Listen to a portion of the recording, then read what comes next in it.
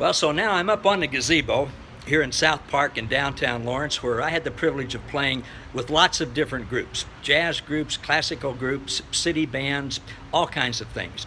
All with fun people, good musician, lots of people in the crowd who enjoyed it, and it was all good.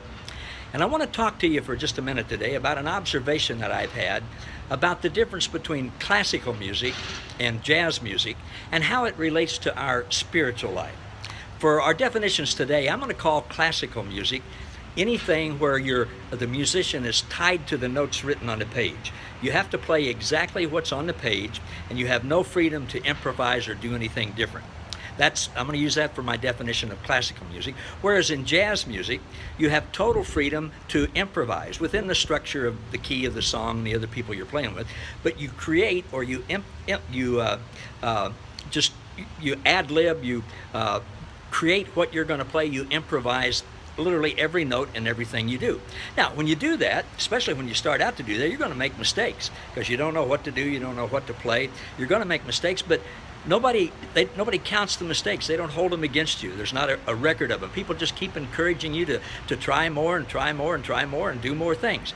Whereas in classical music, you're really kind of walking on eggshells. You're afraid to make a mistake because you know if you do, somebody else will take your job and that kind of thing.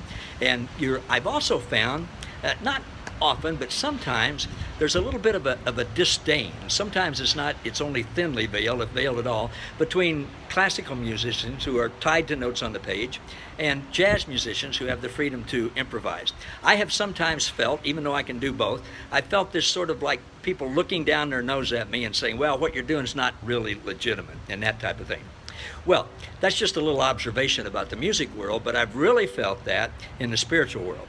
I found when people are bound to religion, and by the way, the word religion comes from a Latin word that means bound up.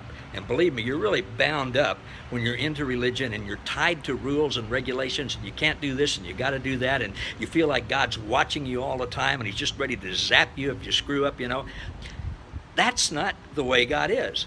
God is much more, if you'll let me use the analogy, God is much more into jazz, where he doesn't keep a record of mistakes. He wants you to be free. He wants you to try things. He wants you to enjoy life and have the freedom to be spontaneous and to create like he does. And that's a good picture of the big difference between religion, bound up religion, tied to rules and regulations, and having the freedom to enjoy life. I've come to understand that God has given us all freedom. He loves us. He's given us his grace, which covers everything in our relationship with him. He's done it all. So now that's not a license to go out and just raise hell all the time. You don't even want to do that when you understand how much he loves you. But he's given us the freedom to live life not being bound to rules, and just to enjoy life and let him lead us in what we do on any given day. It totally sets you free. It totally changes your attitude. It's joyful. That's the best word to describe it. So I hope you'll stay with me on this journey and continue to join me for Convertible Conversations and learn more about how God has set us free to be free and to enjoy life. Contact me if you would. Send me an email or give me a personal message on Facebook. I'd love to get together with you. Thanks for listening. Bye.